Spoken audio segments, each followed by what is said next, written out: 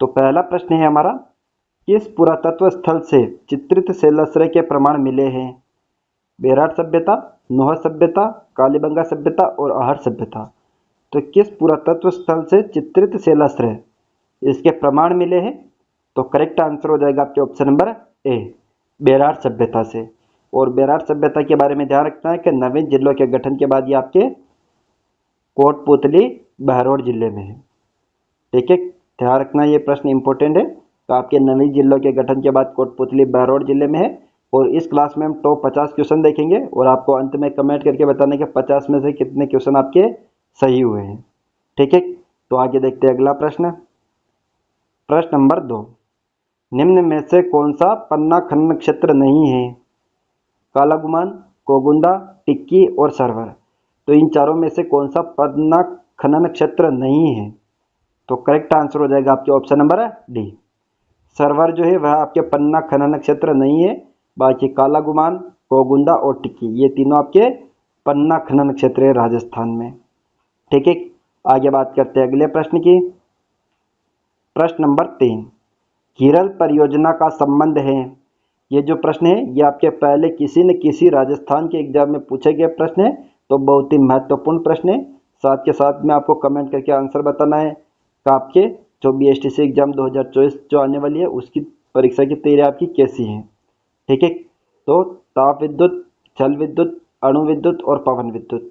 तो कीरल परियोजना का संबंध किससे है?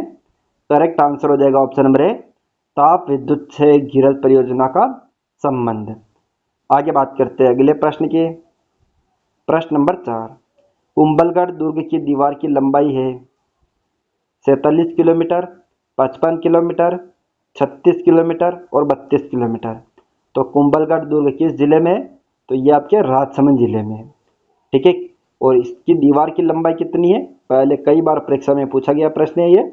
ऑप्शन नंबर सी हो जाएगा, 36 किलोमीटर लंबाई है कुंभलगढ़ दुर्ग की दीवार की। ठीक है, आगे बात करते हैं अगले प्रश्न की। प्रश्न नंबर 5, चोखोलाव महल किस दुर्ग में स्थित है? आमेर दुर्ग, सोनारगढ़ दुर्ग, मेहरानगढ़ दुर्ग और जालोर दुर्ग। तो जो आपके चोखोलाव महल है ये किस दुर्ग में स्थित है? तो करेक्ट आंसर हो जाएगा आपके ऑप्शन नंबर सी, मेहरानगढ़ दुर्ग में है। और मेहरानगढ़ दुर्ग आपके नवीन जिलों के गठन के बाद जोधपुर शहर में है, जोधपुर शहर में। ठीक है, तो इस क्लास में हम जो आपके नवीन अपडेट है उनके अनुसार क्वेश्चन को पढ़ेंगे। तो मेहरानगढ़ दुर्ग किस जिले में है? जोधपुर शहर जिले में। ठीक है, आगे बात करते हैं अगले प्रश्न की। प्रश्न नंबर 6, निम्नलिखित संतों में से कौन एक जन्म से मुसलमान था? दादू दयाल जी, लालदास जी, रामदास जी और हरिरामदास जी। तो इन चारों संतों में से कौन एक ऐसा संत है जो जन्म से एक मुसलमान था? तो करेक्ट आंसर हो जाएगा आपके ऑप्शन नंबर बी, लालदास जी जो थे वह आपके जन्म से एक मुसलमान थे। ठीक है, आगे बात करते हैं अगले प्रश्न की। प्रश्न नंबर 7, शाहपुरा में फूलडोल मेला किस माह में पड़ता नहीं भरता है? ठीक है, चैत्र, अश्विन, कार्तिक और फाल्गुन। तो सबसे पहले ध्यान रखना है कि प्रसिद्ध फूलडोल मेला कहाँ पर पड़ता है? तो शाहपुरा में पड़ता है। और किस माह में पड़ता है? तो करेक्ट आंसर हो जाएगा आपके चैत्र माह में पड़ता है आपके शाहपुरा में फूलडोल मेला। ठीक है, आगे बढ़ते हैं अगले प्रश्न की तरफ। प्रश्न नंबर 8, टटकी, थाली, केरड़ी बोलियां राजस्थान की किस बोली से संबंधित हैं? मेवाड़ी, शेखावटी, मारवाड़ी और मेवाती। तो टटकी, थाली, केरड़ी पहले पूछा गया प्रश्न है। तो ये बोलियां जो है वह राजस्थान की किस बोली से संबंधित है? तो करेक्ट आंसर हो जाएगा आपके ऑप्शन नंबर सी, मारवाड़ी जो बोली है उसकी उपबोलियां हैं ये। ठीक है, आगे बात करते हैं अगले प्रश्न की। प्रश्न नंबर 9, धारी संस्कार प्रथा किस जनजाति में प्रचलित है? भील, मीणा, कंजर और सहरिया। तो धारी संस्कार प्रथा ये किस जनजाति में प्रचलित है? तो ध्यान रखना है आपके ऑप्शन नंबर डी हो जाएगा, सहरिया जनजाति में प्रचलित आपके धारी संस्कार प्रथा। और यहाँ पर एक चीज ध्यान रखना है कि राजस्थान की सबसे बड़ी जनजाति सबसे बड़ी जनजाति ये कौन सी है आपके? तो ये आपके मीणा जनजाति हैं। और राजस्थान की सबसे प्राचीन जनजाति कौन सी है? तो सबसे प्राचीन जनजाति आपके भील जनजाति। दोनों प्रश्न ध्यान रखना है, कई बार परीक्षा में पूछा जाता है और बहुत ही महत्वपूर्ण प्रश्न है ये। आगे बात करते हैं अगले प्रश्न की। प्रश्न नंबर 10, कालीबंगा सभ्यता के किस दिशा में जुते हुए खेत मिले? तो आप सभी को पता ही होगा कि जुते हुए खेतों के प्रमाण किस सभ्यता से मिले थे? कालीबंगा सभ्यता से। लेकिन कालीबंगा सभ्यता की किस दिशा से मिले थे ये? उत्तर पूर्व, उत्तर पश्चिम, दक्षिण पूर्व और दक्षिण पश्चिम। पहले पूछा गया है एग्जाम में प्रश्न है, बहुत ही महत्वपूर्ण प्रश्न है। तो कौन सा करेक्ट आंसर हो जाएगा इसमें? Option number C. जो कालीबंगा सभ्यता है उसमें जुते हुए खेत दक्षिण पूर्व दिशा में मिले थे। ठीक है, आगे बात करते हैं अगले प्रश्न की। प्रश्न नंबर 11, मामादेव कुंड किस दुर्ग में स्थित है? सरड़ा दुर्ग, सज्जनगढ़ दुर्ग, कुंभलगढ़ दुर्ग और रणथंभौर दुर्ग। तो जो आपके मामादेव कुंड है, आंसर कमेंट करके बताना है किस दुर्ग में स्थित है ये। तो करेक्ट आंसर हो जाएगा आपके ऑप्शन नंबर सी, कुंभलगढ़ दुर्ग में। और कुंभलगढ़ दुर्ग के बारे में मैंने अभी आपको बताया, इसकी दीवार की लंबाई कितनी है? 36 किलोमीटर और ये आपके राजसमंद जिले में है। ठीक है, आगे बात करते हैं अगले प्रश्न की। प्रश्न नंबर 12, साधु सीताराम दास का जन्म कहाँ हुआ था?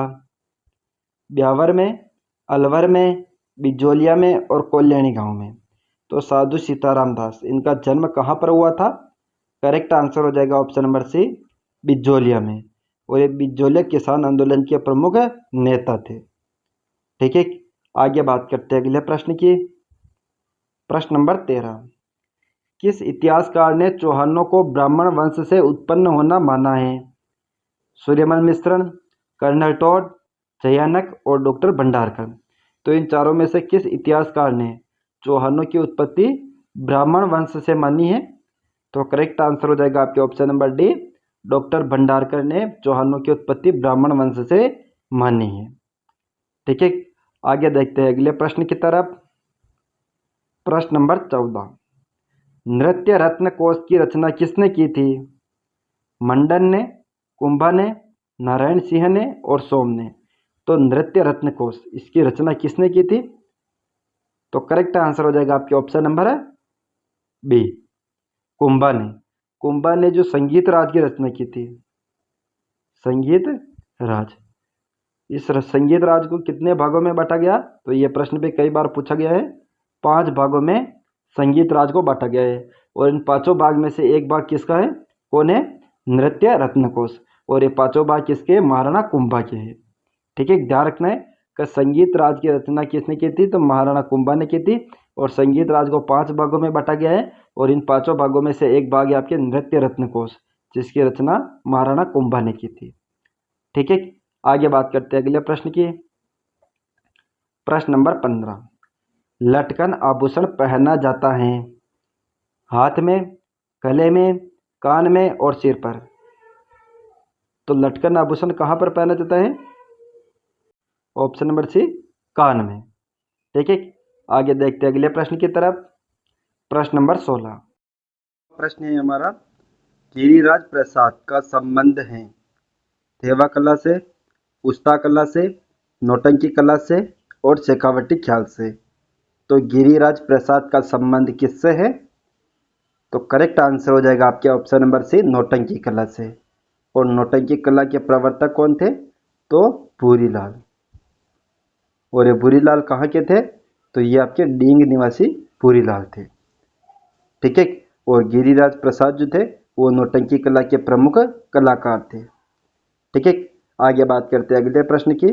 तो इससे पहले आप ध्यान रखना यहाँ पर कि थेवा कला प्रसिद्ध है आपके प्रतापगढ़ की। ठीक है, उस्ता कला आपके बीकानेर की। थेवा कला के प्रवर्तक कौन थे? महेश सोनी। उस्ता कला के हिजामुद्दीन उस्ता। ठीक है, और शेखावटी ख्याल आपकी जो है वह आपके उसके प्रवर्तक है नानूराम राणा तथा दुलिया राणा। ठीक है, आगे बात करते हैं अगले प्रश्न की।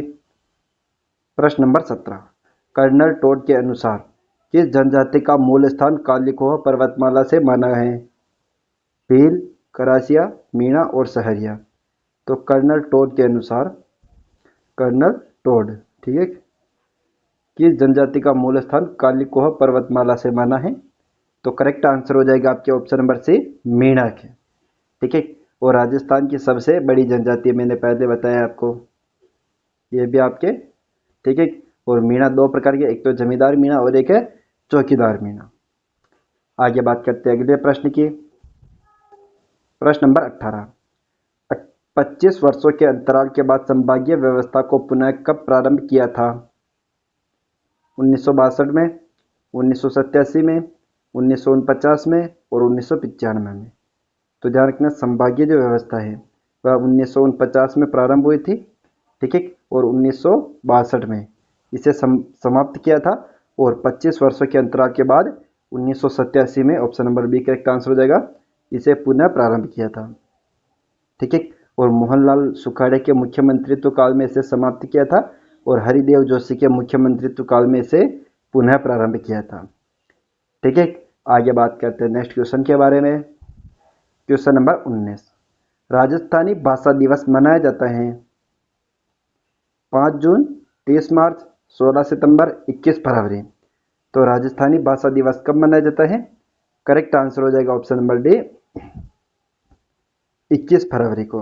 आपको पता है 5 जून को विश्व पर्यावरण दिवस मनाया जाता है, 30 मार्च को राजस्थान स्थापना दिवस मनाया जाता है, और 16 सितंबर को ओजोन दिवस मनाया जाता है। आगे बात करते हैं अगले प्रश्न की। प्रश्न नंबर 20, अन्ना सागर झील का निर्माण किसने करवाया था? अर्णोराज ने, अजयराज ने, जगदेव ने और विग्रहराज चतुर्थ ने। तो अन्ना सागर झील का निर्माण अजमेर में करवाया। कब करवाया गया? 1133 में इसका निर्माण करवाया गया। और किसने करवाया था? ऑप्शन नंबर हो जाएगा ए, अर्णोराज ने, ठीक है। ध्यान रखना है इसके बारे में। नेक्स्ट बात करते हैं अगले प्रश्न की। प्रश्न नंबर 21, सांभर के चौहान वंश का संस्थापक कौन था? वासुदेव चौहान, अजयराज चौहान, कीर्तिपाल और गोविंदराज। तो सांभर के चौहान वंश का संस्थापक था आपके option number A, Vasudev Chauhan, ठीक है।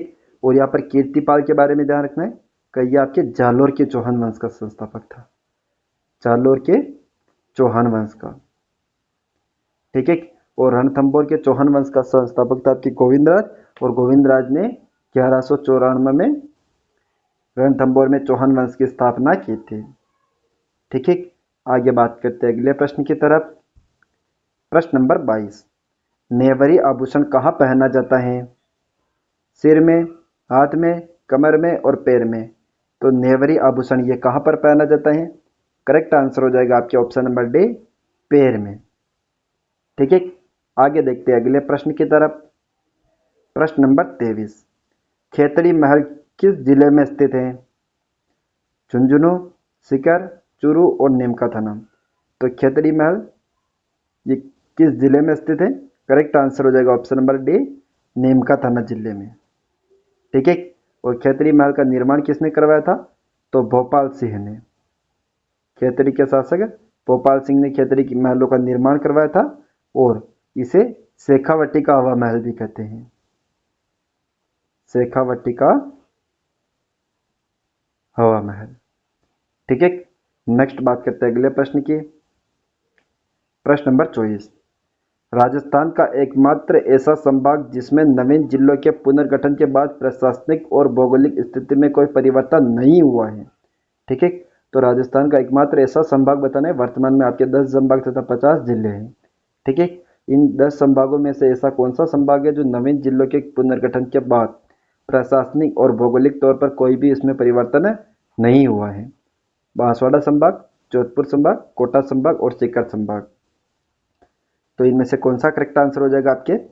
ऑप्शन नंबर सी, राजस्थान का जो कोटा संभाग है इसमें पहले भी 4 जिले आते थे, कोटा, बूंदी, बारा और झालावाड़, और वर्तमान में भी ये चारों जिले ही आते हैं। न तो कोई इसमें नई सीमा ऐड हुई है और न ही कोई इससे पुरानी सीमा गायब हुई है, ठीक है। जो पहले स्थिति थी वही कोटा संभाग की वर्तमान में स्थिति है। इसमें प्रशासनिक तथा भौगोलिक तौर पर कोई भी परिवर्तन नहीं हुआ है, ठीक है। आगे देखते हैं अगले प्रश्न की तरफ। प्रश्न नंबर 25, राजपूताना के किस शासक ने अपनी 9 रानियों के लिए एक जैसे 9 महल बनवाए थे? राम सिंह द्वितीय, अमर सिंह द्वितीय, जयसिंह द्वितीय और माधो सिंह द्वितीय। तो राजपूताना के किस शासक ने अपनी 9 रानियों के लिए एक जैसे 9 महल बनवाए थे? तो ये बनवाए थे आपके option number D, Madho Singh द्वितीय ने। और माधो सिंह द्वितीय जो था वो आपके जयपुर का शासक था। ठीक है, कछवाहा राजवंश का शासक था ये, जिसने अपनी 9 रानियों के लिए 9 एक जैसे 9 महल बनवाए थे। आगे बात करते हैं अगले प्रश्न की तरफ। प्रश्न नंबर 26, राज्य का तीसरा निर्यात संवर्धन औद्योगिक पार्क है? नीमराणा, बहरौल, कोटपुतली, अलवर। तो राज्य का तीसरा निर्यात संवर्धन औद्योगिक पार्क कहाँ पर है? तो ये हो जाएगा आपके ऑप्शन नंबर ए, नीमराणा में। ठीक है, और नीमराणा वर्तमान में किस जिले में है? तो ये आपके कोटपुतली, बहरौल जिले में है। ये प्रश्न ध्यान रखना है कि नीमराणा, और नीमराणा में जो नीमराणा की बावड़ी है वो 9 मंजिला है, उसका निर्माण टोडरमल ने करवाया था। ये भी आपके कोटपुतली, बहरौल जिले में आती है। और वर्तमान में जो आपके बेराट सभ्यता है वह भी आपके कोटपुतली, बहरौल जिले में आती है। ठीक है, नेक्स्ट बात करते हैं अगले प्रश्न की। प्रश्न नंबर 27, राजस्थान में ताम्रवती नगरी कहा जाता है? आहट संस्कृति, कालीबंगा संस्कृति, ए और बी दोनों, इनमें से कोई नहीं। तो निम्न में से या राजस्थान में ताम्रवती नगरी किसे कहा जाता है? करेक्ट आंसर हो जाएगा आपके ऑप्शन नंबर ए, आहट संस्कृति को। और आहट संस्कृति आपके उदयपुर जिले में है। ठीक है, और एक और शब्द याद रखना है, ताम्रयुगीन सभ्यता की जननी, सभ्यता की जननी, दोनों के बारे में ध्यान रखना है। ताम्रयुगीन सभ्यता की जननी कहते हैं आपके गणेश्वर सभ्यता को, जो कि वर्तमान में नीमका थाना जिले में स्थित है। और ताम्रवती नगरी कहते हैं आपके आहट संस्कृति को या आहट सभ्यता को, जिसे धूलकोट के नाम से भी जाना जाता है, और ये आपके उदयपुर जिले में स्थित है। ठीक है, आगे बात करते हैं अगले प्रश्न की। प्रश्न नंबर 28, जयसमंद झील कहाँ स्थित है? भीलवाड़ा, उदयपुर, सलूम्बर और राजसमंद। तो जयसमंद झील आपके जो है वह किस जिले में? ऑप्शन नंबर सी हो जाएगा, सलूम्बर जिले में स्थित है। पहले उदयपुर जिले में आती थी, लेकिन नवे जिलों के गठन के बाद न्यू अपडेट के अनुसार ये आपके सलूम्बर जिले में आती हैं। ठीक है, और जयसमंद झील जो है वह राजस्थान की सबसे बड़ी कृत्रिम मीठे पानी की झील है। कृत्रिम मीठे पानी की झील है, राजस्थान की सबसे बड़ी। ठीक है, आगे बात करते हैं अगले प्रश्न की। प्रश्न नंबर 29, मेजा बांध का निर्माण किस नदी पर हुआ है? चंबल नदी, साबरमती नदी, कोठारी नदी और जाखम नदी। तो मेजा बांध जो आपके भीलवाड़ा में है वह किस नदी के पर बना हुआ है? करेक्ट आंसर हो जाएगा ऑप्शन नंबर सी, कोठारी नदी पर। ठीक है, आगे बात करते हैं अगले प्रश्न की। प्रश्न नंबर 30, स्वामी विवेकानंद को विवेकानंद नाम किसने दिया था? राम सिंह ने, करण सिंह ने, अजीत सिंह ने और अभय सिंह ने। तो स्वामी विवेकानंद को विवेकानंद नाम किसने दिया था? करेक्ट आंसर हो जाएगा option number C, Ajit Singh ने। और अजीत सिंह कहाँ के शासक थे? तो खेतड़ी के शासक। स्वामी विवेकानंद का खेतड़ी के शासक अजीत सिंह से पारिवारिक रिश्ता था, और इसी कारण ये जब खेतड़ी में आए थे तभी इन्हें अजीत सिंह ने विवेकानंद नाम दिया था। ठीक है, आगे देखते हैं अगले प्रश्न की तरफ। प्रश्न नंबर 31, ख्वाजा फखरुद्दीन की दरगाह स्थित है? टोंक, अजमेर, देवली, सरवाड़। तो ख्वाजा फखरुद्दीन की दरगाह कहाँ पर स्थित है? करेक्ट आंसर हो जाएगा आपके ऑप्शन नंबर डी, सरवाड़। और सरवाड़ आपके नवीन जिलों के गठन के बाद आपके ऑप्शन नंबर केकड़ी जिले में स्थित है। ठीक है, आगे बात करते हैं अगले प्रश्न की तरफ। प्रश्न नंबर 32, नादिर शाह के आक्रमण की भविष्यवाणी किसने की थी? तो आपको फटाफट से आंसर कमेंट करके बताना है, और हम इस क्लास में टॉप 50 प्रश्न देखेंगे। अंत में आपको कमेंट करके जरूर बताना कि 50 में से आपके कितने क्वेश्चन करेक्ट हुए हैं। ठीक है, तो ये भी आपको बताना है, और इसका आंसर बताना है आपको रामचरण जी, चरणदास जी, हरिदास जी और लालदास जी। तो नादिर शाह के आक्रमण की भविष्यवाणी किसने की थी? करेक्ट आंसर हो जाएगा आपके ऑप्शन नंबर बी, चरणदास जी। और चरणदास जी के बारे में ध्यान रखना है कि इनके प्रमुख पीठ तो आपके दिल्ली में है, और राजस्थान में इनकी प्रमुख पीठ अलवर में है। ठीक है, आगे देखते हैं नेक्स्ट क्वेश्चन के बारे में। क्वेश्चन नंबर 33, जिलानी माता का मंदिर किस जिले में स्थित है? कोटपुतली, बहरोड, अलवर, अनूपगढ़ में और शाहपुरा में। तो जिलानी माता का मंदिर किस जिले में है? करेक्ट आंसर हो जाएगा आपके ऑप्शन नंबर ए, कोटपुतली, बहरोड जिले में। ठीक है, आगे बात करते हैं अगले प्रश्न की। प्रश्न नंबर 34, 1857 की क्रांति के समय करौली का शासक था? स्वरूप सिंह, मदन पाल, विनय सिंह, पृथ्वी सिंह। तो 1857 की क्रांति के समय करौली का शासक कौन था? करेक्ट आंसर हो जाएगा ऑप्शन नंबर बी, मदन पाल। स्वरूप सिंह जो था वह आपके मेवाड़ का शासक था 1857 की क्रांति के समय। विनय सिंह आपके अलवर का शासक था और पृथ्वी सिंह आपके झालावाड़ का शासक था। ठीक है, आगे बात करते हैं अगले प्रश्न की। प्रश्न नंबर 35, निम्न में से कौन सी झील का निर्माण अकाल राहत कार्य के तहत करवाया गया था? फाय सागर झील, पुष्कर झील, आना सागर झील और जैसमिन झील। तो इन चारों में से कौन सी ऐसी झील है जिसका निर्माण अकाल राहत कार्य के तहत करवाया गया था? तो करेक्ट आंसर हो जाएगा आपके ऑप्शन नंबर ए, फाय सागर झील। फाय सागर का झील का निर्माण अजमेर में अंग्रेज अधिकारी एक इंजीनियर फाय ने करवाया था। ठीक है, आगे देखते हैं next question. Question number 36, Ram Snehi संप्रदाय की राजस्थान में कितनी पीठें हैं? 3, 4, 5 और 6। तो राम स्नेही संप्रदाय की राजस्थान में कितनी पीठें हैं? करेक्ट आंसर हो जाएगा ऑप्शन नंबर बी, 4। कौन कौन सी? शाहपुरा, रेण, सिहथल और खेड़ापा। ये 4 प्रमुख राजस्थान में राम स्नेही संप्रदाय की पीठें हैं। आगे बात करते हैं अगले प्रश्न की। प्रश्न नंबर 37, भीलवाड़ा जिले का शुभंकर हैं चौसिंगा, कब्रबिज्जू, भेड़िया और मोर। तो भीलवाड़ा जिले का शुभंकर क्या है?